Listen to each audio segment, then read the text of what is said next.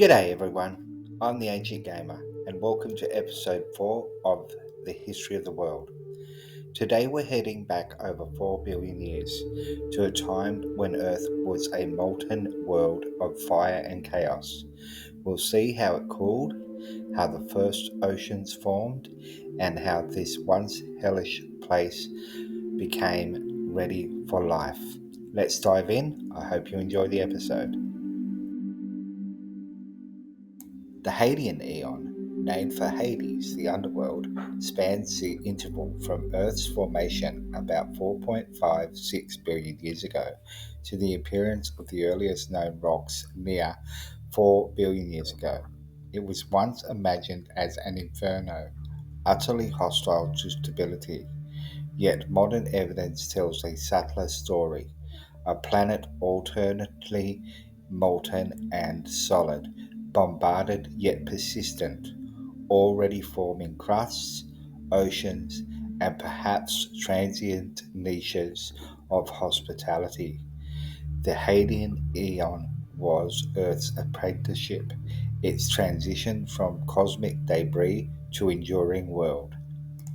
The term Hadean entered geology in 1872, coined by geologist Preston Cloud, but the concept of an earliest rock-free interval gained scientific traction only with isotopic dating of zircon grains in the 1990s. These zircons, up to 4.38 billion years old, showed that stable crust and liquid water existed within 150 million years of formation, overturning the older vision of a perpetually molten Earth. After the Theia impact, Earth glowed like a miniature star. Surface temperatures exceeded 2500 Kelvin. Magma convected from core to the surface. Immense heat flux kept the atmosphere filled with silicate vapor. Yet beneath the chaos, processes of separation and order were underway. Iron and nickel sank towards the center, while lighter silicates crystallized upward, initiating the planet's layered structure. After the giant impact, Earth was covered by a deep ocean of molten rock, at least 1,000 kilometers thick and perhaps reaching all the way down to the core. At first, the planet lost heat by glowing it away into space. Later, as a crust began to form, cooling slowed. On average, the temperature dropped by only about 1 degree every 100 years, meaning it took several billion years for the surface to harden. During this time, heat surged upward through powerful currents, churning the molten layers into a vast, fiery sea. As the molten surface of the young Earth began to cool and solidify, gases trapped inside the liquid rock, like water vapor, carbon dioxide, sulfur dioxide, and nitrogen, started to escape into the air. Even a tiny amount of water released this way would have been enough to fill today's oceans. This means much of Earth's water likely came from deep within the planet itself, not just from icy comets striking from space. As metallic iron segregated into droplets and diapeds, it descended through molten silicate, releasing gravitational energy and forming the dense core. Lighter materials enriched the mantle in oxygen, silicon, and magnesium. The segregation also trapped heat-producing elements, uranium, thorium, and potassium, preferentially in the mantle, establishing the long-term engine of plate tectonics. Studies of earthquake waves reveal that Earth's core is about 3,480 kilometers in radius and makes up roughly one-third of the planet's total mass. The outer part of the core is still molten, kept hot by leftover heat from Earth's formation and by the slow decay of radioactive elements. Scientists date when the core formed by studying tiny differences in certain elements, hafnium and tungsten, because hafnium stays in rocky material while tungsten moves into metal. The point when these two become separated marks the birth of the core. Measurements show that this happened very early, within 30 million years after the solar system began. The onset of the geodynamo may have occurred as early as 4.2 billion years ago, according to paleomagnetic signals preserved in Jack Hill's zircons. If correct, Earth possessed a protective magnetic field long before its surface stabilized, shielding nascent atmospheres from solar wind erosion. As the magma ocean cooled, buoyant plagioclase and pyroxene crystals accumulated near the surface, thickening into a primitive basaltic crust. Convection beneath continually recycled this crust, but portions survived long enough to interact with water and generate the earliest sediments. Scientists study ancient mineral grains called zircons, tiny crystals that have survived since the Hadean eon, to learn what Earth's first crust was like. The chemical fingerprints inside these zircons shows that the rocks they came from had once interacted with liquid water, meaning parts of the surface were already cool and stable. Other clues suggest that this early crust wasn't just raw volcanic rock from the mantle, but had been melted and reformed, producing a lighter, more continental type material. In short, Earth may have had its first small continents as early as 4.3 billion years ago, hundreds of million years earlier than scientists once thought. The survival of such crusts may reflect a stagnant lid regime rather than modern plate tectonics. Heat flow, 3 times present levels, would have driven rapid magmatism but not necessarily subduction. Islands of felsic rock could have formed through partial melting of hydrated basalts in impacted basins, rising as lighter, silicate rich domes, precursors to continents. Above the molten surface hung a dense atmosphere, first of silica vapor, then of steam, carbon dioxide, and nitrogen. As cooling continued, the silicate components condensed and rained out. Water vapor dominated, forming a global greenhouse that prevented rapid freezing even under the faint young sun. As Earth's surface began to cool below 2000 degrees Celsius, many of the heavier gases, those containing magnesium, silicon, and iron, condensed and fell back to the surface. What remained was an atmosphere made mostly of water vapor, about 90%, with smaller amounts of carbon dioxide, nitrogen, and traces of sulfur dioxide. The air pressure was enormous, hundreds of times greater than today's. Because the young sun was much dimmer, this thick, carbon dioxide rich atmosphere acted like a powerful greenhouse, trapping heat and keeping the planet warm enough for liquid oceans to exist. Hydrogen, the lightest component, escaped rapidly to space, fractionating isotopes and leaving a heavier DH ratio, now reflected in Earth's oceans. The early loss of hydrogen also rendered the atmosphere progressively more oxidized, setting redox conditions that would later govern prebiotic chemistry. Even as the crust solidified and oceans began to gather, the young Earth remained under constant siege. The solar system was still clearing itself of leftover debris. Asteroids, comets, and planetesimals swept across interplanetary space, drawn into collision courses by gravitational perturbations from the giant planets. Each impact released more energy than all modern volcanoes combined, reshaping the surface and periodically vaporizing parts of the new crust. Crater statistics from the Moon, whose ancient surface preserves what Earth's active geology has erased, shows that bombardment rates declined steeply after 4.4 billion years ago but remained high for several hundred million years.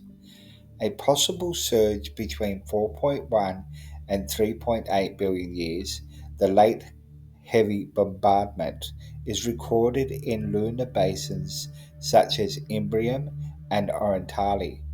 On Earth, such events would have generated transient seas of magma hundreds of kilometers wide and thick atmospheres of rock vapor. Impact modeling indicates that the largest projectiles, 100 to 300 kilometers across, could have globally melted the upper mantle, while smaller but more frequent impacts excavated vast basins that filled with meltwater soon after cooling. Hydrothermal systems around these craters may have been transient refuges for emerging chemical complexity, periodically destroyed and renewed by the next wave of impacts. As bombardment waned and atmospheric temperatures dropped below the critical point of water, 647 Kelvin, condensation began in earnest. Steam thickened into rain, and for the first time, water pooled on the surface. The first oceans were likely hot, mineral rich, and acidic from dissolved CO2, but they represented a permanent change. Earth had become a water world. Scientists estimate that Earth's first oceans may have held a little more water than today, perhaps about 10 to 30% more, released from deep inside the planet as it cooled. Tiny crystals called Hadean zircons show chemical signs that liquid water already existed on the surface, at mild temperatures around 30 to 40 degrees Celsius. To keep the planet warm under a dim young sun, the atmosphere was likely packed with carbon dioxide, creating a powerful greenhouse effect. Even in the presence of high impact flux, water would have quickly recondensed. Numerical simulations show that a full vaporization of the oceans by a Chicxulub scale impact, a 10-kilometer body, would last less than 10,000 years before condensation resumed. Thus, despite intermittent cataclysm, surface water was a permanent feature by 4.3 billion years ago. The oldest known minerals on Earth, tiny zircon crystals found in the Jack Hills of Western Australia, are over 4.3 billion years old. Their chemistry shows that they formed in molten rock that had come into contact with liquid water, meaning oceans already existed at this time. Though each crystal is smaller than a grain of sand, they survived countless cycles of erosion and burial before settling into younger rocks. These zircons are our best proof that both oceans and pieces of early continental crust appeared very soon, within about 150 million years after Earth first formed. The early atmosphere changed quickly. Massive volcanic eruptions kept releasing gases from deep within the Earth, replacing the carbon dioxide, water vapor, and sulfur gases that had been stripped away by impacts and weathering. Light hydrogen drifted off into space, leaving the planet's surface gradually more oxidized. With no life yet to produce oxygen, methane and ammonia filled the air instead, creating a thick orange haze under the sun's ultraviolet light and trapping heat to keep the young planet warm. Computer models suggest that when early Earth's atmosphere contained enough methane, it could have developed a thick orange haze like the one seen on Saturn's moon Titan. This haze would have blocked out harmful ultraviolet light from the sun and helped keep the planet's surface warm, around 17 degrees Celsius. Energy from lightning, volcanoes, and sunlight breaking apart methane and ammonia could then create simple organic molecules such as hydrogen cyanide and formaldehyde, the basic ingredients needed for the first steps towards life. Chemical traces in ancient sulfur found in very old rocks show that before about 2.4 billion years ago, Earth had no protective ozone layer. Sunlight could directly break apart sulfur gases in the atmosphere, a process only possible when there was little or no oxygen. This evidence supports the idea that early Earth's air was very different from today's, made up of gases that created a much more chemically reducing environment. By 4.2 billion years, the planet's surface had diversified. Regions of felsic crust, enriched in silica and aluminium, floated atop denser basaltic plates. In low-lying areas, oceans collected and began cycles of sedimentation and weathering.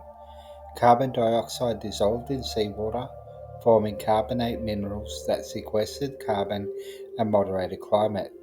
The crust thickened, mantle convection slowed, and the planet approached a dynamic equilibrium that would persist for eons. Computer models suggest that around 4 billion years ago, Earth's interior was much hotter than it is today, about 250 to 350 degrees hotter. This intense heat drove widespread volcanic activity, but also meant the planet was cooling quickly. When water-rich volcanic rocks deep in the crust partially melted, they produced light-colored granitic rocks known as TTGs. These ancient rocks became the foundations of Earth's first continental cores, parts of which still survive today in regions like Canada, Greenland, and Western Australia. Numerical convection studies show that even without full plate tectonics, delamination of dense lower crust could recycle material into the mantle, producing isotopic signatures later inherited by Archean rocks. Thus, protoplate behavior may have begun as early as 4.2 billion years ago, bridging the gap between a stagnant lid Hadean and the mobile plates of later eras. The newly formed Moon continued to orbit close enough to raise tides hundreds of meters high in the first oceans. These tides stirred coastal zones, mixed nutrients, and may have influenced the chemical gradients that later favored life. Tidal friction gradually lengthened Earth's day from perhaps 5 hours to 10 by 4 billion years ago and steadily moved the Moon outward to about 200,000 kilometers. The regular rhythm of tides imposed a daily cycle that would become a fundamental environmental constant. Libration models show that within 100 million years of formation, tidal dissipation in Earth's molten mantle reduced its rotation rate by half. The tidal torque also stabilized the axial tilt, limiting obliquity variations to less than 5 degrees, ensuring climatic predictability over geological timescales. These seemingly mechanical adjustments provided a foundation for later biological stability. By the close of the Hadean, around 400 billion years ago, Earth had cooled enough for solid crust, liquid oceans, and an active hydrologic cycle to persist. Volcanic islands dotted the seas, hydrothermal systems pulsed along rifts and impact basins, and a thick, chemically rich atmosphere wrapped the planet. The basic ingredients for life, liquid water, carbon compounds, energy gradients, and mineral surfaces, were present. The planet was no longer a cosmic furnace, but a dynamic laboratory. The earliest possible signs of life appear in rocks from Greenland that are about 3.83 billion years old. These rocks contain a special carbon pattern that looks like it was shaped by living organisms. Scientists still don't know if life had already begun before this time and managed to survive heavy asteroid impacts, or if it started afterwards. In laboratory experiments, researchers have shown that under conditions similar to early Earth, simple gases can react to form the building blocks of life, like amino acids and the bases found in DNA, showing that life could have begun naturally, even if we don't yet have direct proof. Hydrothermal vents, especially alkaline types rich in serpentinized ultramafic rocks, produce proton and redox gradients capable of driving prebiotic reactions. These environments existed as soon as ocean crust interaction began, perhaps by 4.3 billion years, offering continuous energy sources shielded from surface impacts. The Hadean Earth began in cosmic violence and ended in comparative calm. Out of molten chaos came oceans, from constant bombardment a stable crust, from toxic gases an atmosphere that would one day nurture life.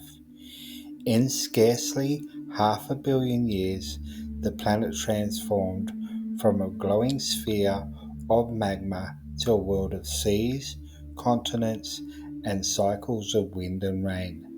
When the curtains of fire lifted, the stage was ready for the next act in planetary history, the appearance of the first sparks of life. And that's how our planet turned from a world of molten rock into one filled with oceans, clouds, and the chemistry of life. The stage was set, the chaos had ended, and the first whispers of biology were about to begin. If you enjoyed this journey into Earth's fiery beginnings, make sure to like, subscribe, and stay tuned for episode 5, where we'll explore the first sparks of life in the ancient oceans. Thanks for watching. I'm the Ancient Gamer, and I'll see you in the next episode.